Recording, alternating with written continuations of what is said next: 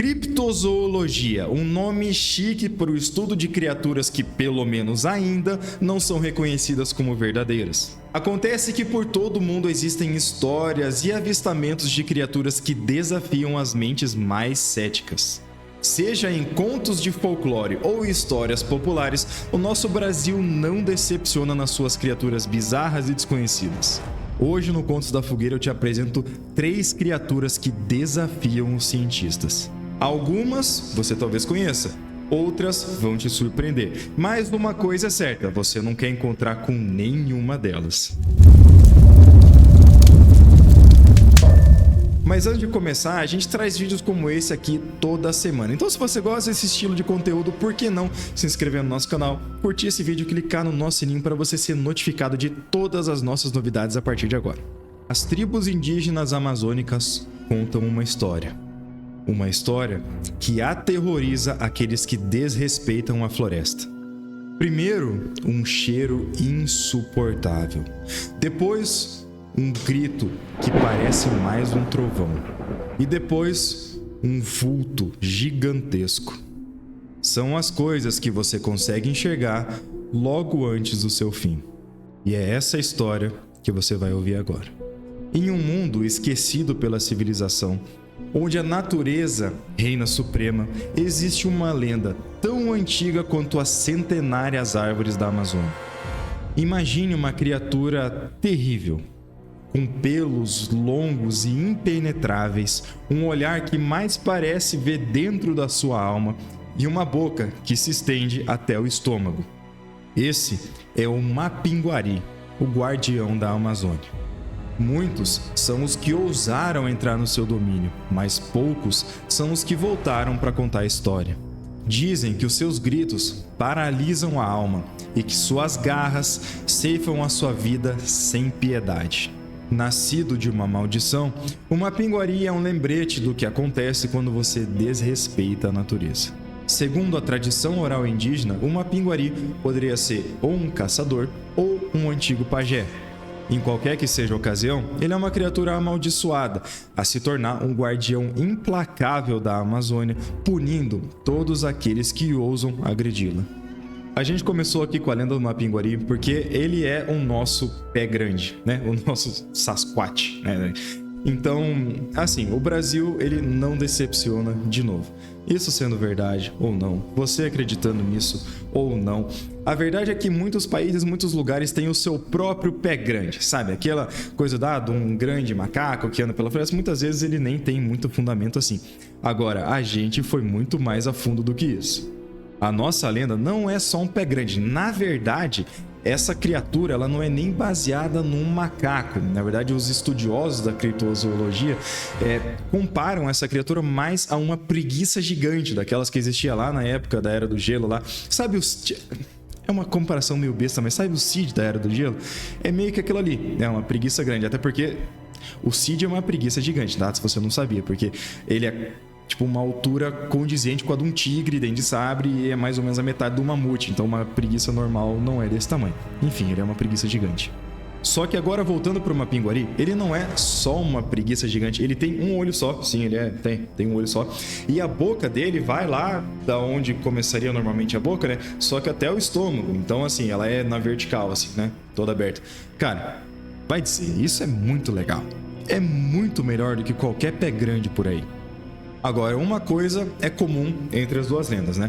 Tanto o Mapinguari quanto o Pé Grande são descritos como criaturas que protegem a floresta. Então, né, nesse sentido, o Pé Grande também seria lá um guardião das florestas, lá, né? Lá pra cima, lá nos Estados Unidos. Aqui, a gente tem o Mapinguari. E mesmo que seja uma lenda curta, né? Igual as outras lendas que vão ter nesse vídeo aqui também não serão tão grandes assim, ela traz um conteúdo muito legal, né? Me conta aqui nos comentários o que você achou do Mapinguari e vamos pra nossa próxima lenda. Agora eu quero que você se transporte para um lugar mais simples, uma cidade pequena, uma cidade em que o grande trabalho é a agricultura. Você, assim como sua família e vizinhos, vive do campo, vive da colheita. Era uma noite de sexta-feira e você, exausto do seu trabalho, estava voltando para casa, a pé, pelas estradas rurais. As únicas coisas que passavam na sua cabeça, sinceramente, eram um banho fresco e uma cama para você deitar. A noite era de lua cheia e estava bem iluminado, então até por isso você consegue se movimentar um pouco mais rápido, tendo em vista que não tem muita luz nesses lugares, né? E no meio desses pensamentos você até não percebe enquanto o mato ao seu redor dá uma balançada, sabe? Agora um estalo chama sua atenção. Parecia um barulho de um galho quebrando mesmo.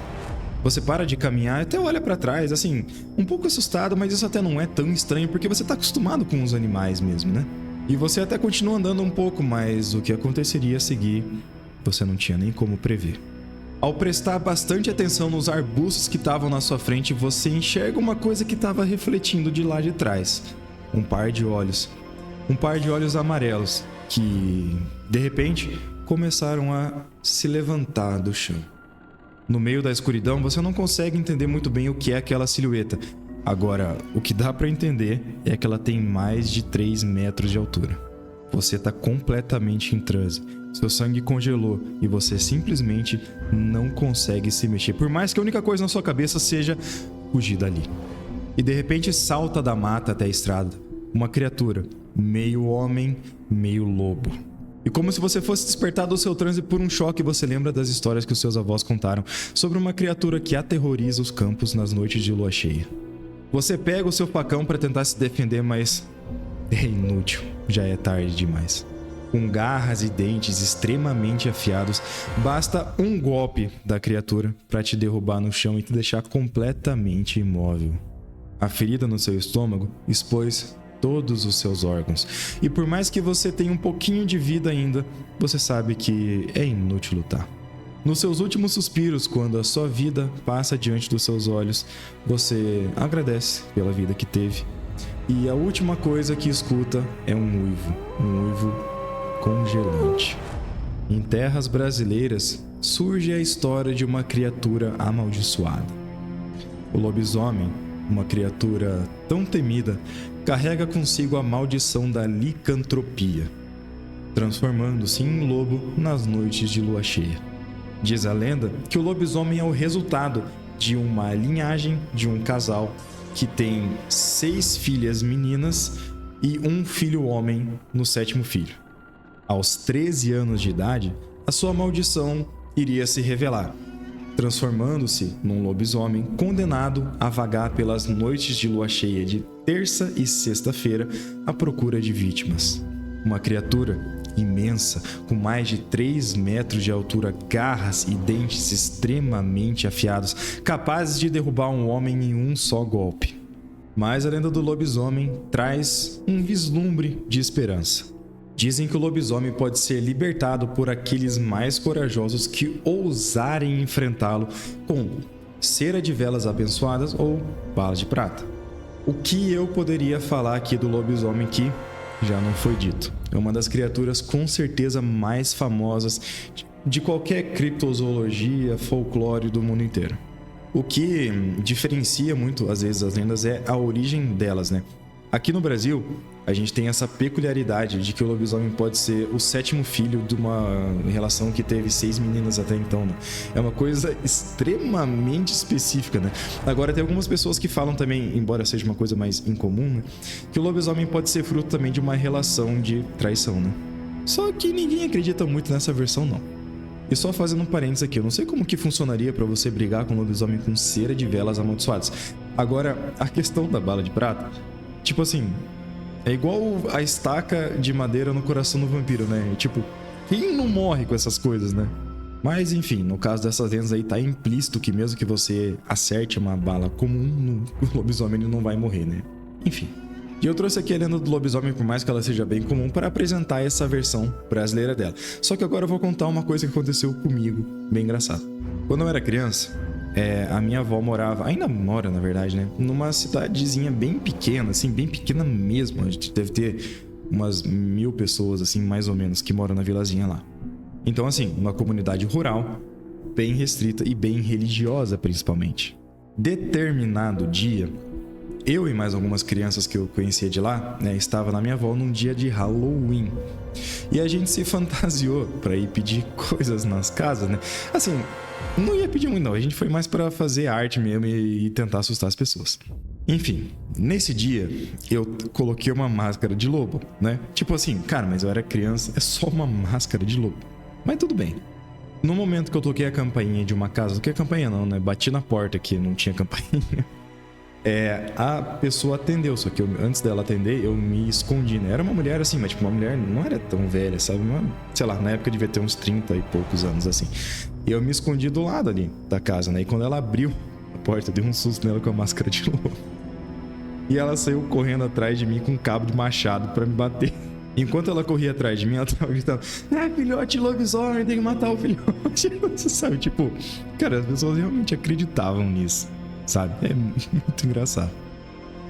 Na verdade, na questão do lobisomem, não era só essa questão, assim, porque lá mesmo eu já tinha ouvido outras histórias que a minha avó mesmo contava, de lugares que você poderia encontrar um lobisomem. Diz que na casa dela, lá na parte de baixo, assim, tinha um lugar que você podia ir lá e encontrar o lobisomem, sabe? Tipo, tinha várias dessas histórias aí. Por isso que a lenda do lobisomem, ela é tão legal, assim, porque ela é muito difundida. Todo mundo tem uma história diferente. Por isso que eu quero que você conte para mim aqui nos comentários se você tem alguma história de lobisomem, que eu tenho quase certeza que você tem. E a gente vai agora para a próxima lenda. Nossa próxima lenda, curiosamente, também traz uma criatura que supostamente é a guardiã das florestas e dos campos. Só que dessa vez ela é bem mais assim, sabe? Aliás, bem mais, nem tanto assim, porque uma pinguaria é bem massa também, mas essa daí é diferente, você vai entender. Os primeiros relatos dessa lenda vêm lá do padre José de Anchieta, em 1560. Padre José de Anchieta foi um dos primeiros missionários mandados ao Brasil na época da colonização. E esses missionários eram figuras religiosas que estavam aqui mais para catequizar os índios mesmo, mas justamente por isso eles tinham bastante contato com essas tribos antigas.